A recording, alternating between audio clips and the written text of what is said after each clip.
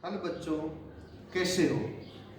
Last कल हमने ठोसों के प्रकार के अंदर ज्यामिति के आधार पर कितने प्रकार के ठोस हैं वो हमने पढ़े थे।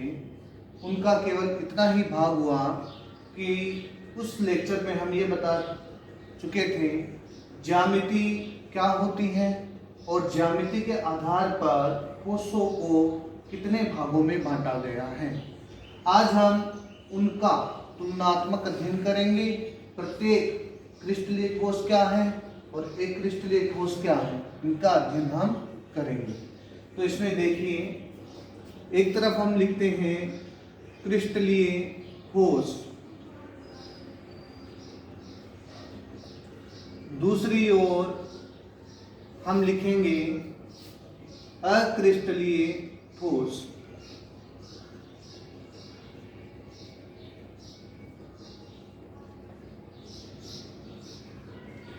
यहां हम कॉलम रखेंगे गुणों का, अर्थात गुण। कौन कौन से गुण हैं, उनके आधार पर क्रिस्टलीय इन गुणों को प्रदर्शित करेगा और एक क्रिस्टलीय आने वाले गुणों को किस प्रकार प्रदर्शित करेगा। कल मैंने यहाँ आपको ये भी बताया था, ये भाग मोस्ट है, इस भाग से प्रश्न टफ हो सकता है। पहला गुण हम देखेंगे ज्यामिति, और ज्यामिति शब्द का तात्पर्य कल मैंने आपको बताया था कि जो भी अवयवी कण होते हैं,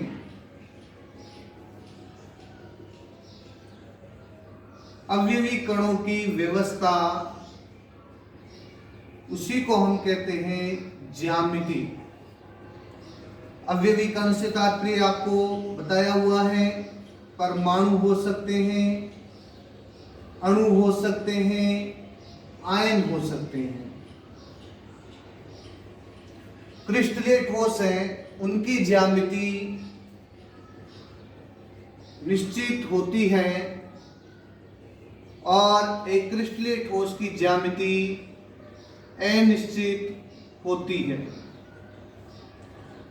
देखो कैसे, जैसे क्रिस्टलीय ठोस का एग्जाम्पल हम लेते हैं NaCl को, तो Na plus Cl minus Na plus Cl minus, Cl minus Na plus Cl minus Na plus, Na plus Cl minus Na plus Cl minus. NaCl के क्रिस्टल की बात करेंगे, NaCl के क्रिस्टल में एक आयन है Na का और दूसरा आयन है Cl का। एक Na के चारों ओर Cl उपस्थित है और Cl के चारों ओर Na उपस्थित है। इस प्रकार जो आयन होंगे वो एक निश्चित या नियमित अंतराल के बाद स्थित होंगे। जैसे एकांतर क्रम में Na के बाद Cl, फिर पुनः Na, फिर Cl, एकांतर क्रम में पुनरावृत्ति आयनों की हो रही है। एक व्यवस्थित क्रम है। इस प्रकार के ठोस हैं वो क्रिस्टलीय ठोस होते हैं। इसमें हम एग्जाम्पल लेंगे रबर का। रबर बोल दो, या इसको हम रबर भी कहते हैं, रबर या रबर। इसमें जो कण होंगे वो कोई व्यवस्थित नहीं होंगे, अनियमित रूप से फैले हुए होंगे। चारों ओर यादृच्छिक रूप से ये कण हैं वो फैले हुए होंगे, इनका कोई क्रम नहीं होता। इस प्रकार के ठोस एक क्रिस्टलीय ठोस होते हैं और इस प्रकार की व्यवस्था अनिश्चित व्यवस्था होती है। कल इसमें मैंने आपको ये कहा था कि प्रार्थना सभा में सुबह जब बच्चे कक्षाबद्ध एक पंक्ति के रूप में व्यवस्थित होते हैं, इस प्रकार का एग्जाम्पल क्रिस्टलीय ठोस का हम मान सकते हैं।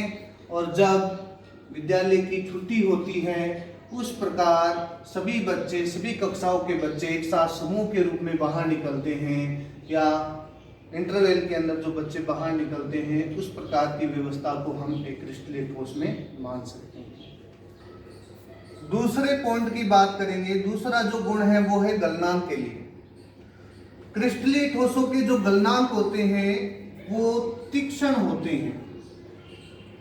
तीक्ष्ण, या हम इसको ये कह सकते हैं निश्चित होते हैं। और अक्रिस्टलीय ठोसों के जो गलनांक होते हैं वो अनिश्चित, और या हम ये कह सकते हैं तापमान की परास पर होते हैं। देखो समझो कैसे। कहने का मतलब जो क्रिस्टलीय ठोस होंगे उनका गलनांक निश्चित कैसे होगा। जैसे मान लो कोई ठोस है, उस ठोस को गर्म किया जाए 120 डिग्री सेल्सियस पे, तो वह ठोस 120 डिग्री सेल्सियस पे पिघलना स्टार्ट करेगा। जैसे कोई ठोस है और उस ठोस का गलनांक 120 डिग्री सेल्सियस है, तो वह ठोस इस टेम्परेचर के ऊपर पिघलना प्रारंभ करेगा और 122 डिग्री सेल्सियस के ऊपर पूर्ण रूप से पिघल जाएगा। एक क्रिस्टलीय ठोस, इसके लिए हमने लिखा गलनांक अनिश्चित होता है, अर्थात तापमान की परास के रूप में। कहने का तात्पर्य, जैसे हम एग्जांपल ले रहे हैं रबड़ का। रबड़ मान लेते हैं 100 डिग्री सेल्सियस पे पिघलना स्टार्ट करेगा, तो उसका कुछ भाग मुलायम पिघलने लग जाएगा, कुछ भाग मुलायम होगा और कुछ भाग ठोस के रूप में रहेगा। कहने का मतलब ये 100 डिग्री सेल्सियस से लेकर लगातार 300 डिग्री सेल्सियस की रेंज तक पिघलेगा। जैसे 100 डिग्री सेल्सियस, मान लो ये रबड़, हमने कोई रबड़ लिया है, रबड़ को यहां गर्म करेंगे, यहां इसको गर्म करना प्रारंभ करेंगे, जलाएंगे तो ये भाग जो आग के संपर्क में है वो तो जल जाएगा, अर्थात द्रव अवस्था में बदलने लगेगा। ये भाग मुलायम हो जाएगा और इससे आगे वाला भाग है ये कैसा रहेगा, ठोस अवस्था में रहेगा। तो ये एक तापमान की परास है, एक रेंज है, इसका कोई गलनांक नियत नहीं है।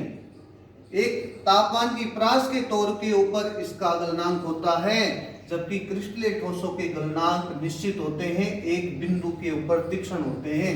120 डिग्री सेल्सियस पे अगर कोई भी ठोस पिघलेगा तो वो ये मान लेंगे 120-121 के ऊपर पूर्ण रूप से ठोस से द्रव अवस्था में बदल जाएगा, जबकि यहाँ एक तापमान की परास के तौर पर एग्जाम्पल मैंने आपको बताया रबड़, इस प्रकार वो पिघलेगा। जो थर्ड पॉइंट है वो है विदलन गुण का। विदलन गुण का तात्पर्य क्या है? विदलन शब्द का अर्थ है वस्तु को किसी तेज धार वाले चाकू या औजार की सहायता से काटने पर प्राप्त होने वाली सतह कैसी है। विदलन गुण का अर्थ हम ये कह सकते हैं तेज धारदार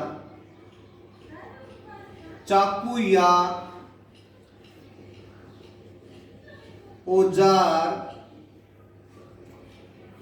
की सहायता से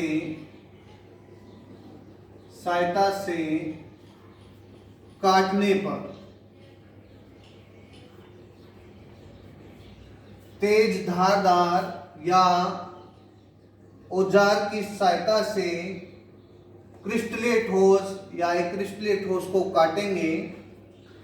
क्रिस्टलीय ठोस को काटने पर चिकनी व सपाट सतह प्राप्त होगी। यानी मान लो ये कोई क्रिस्टलीय ठोस है और इसको बीच में से काटा गया है, जैसे पनीर को बीच में से काटेंगे तो दोनों ओर की सतह क्या रहेगी, समान रहेगी। और एक क्रिस्टलीय ठोस को तेज धारदार वाले चाकू से काटेंगे तो जो सतह प्राप्त होगी वो कैसी होगी? खुरदरी सतह प्राप्त होगी।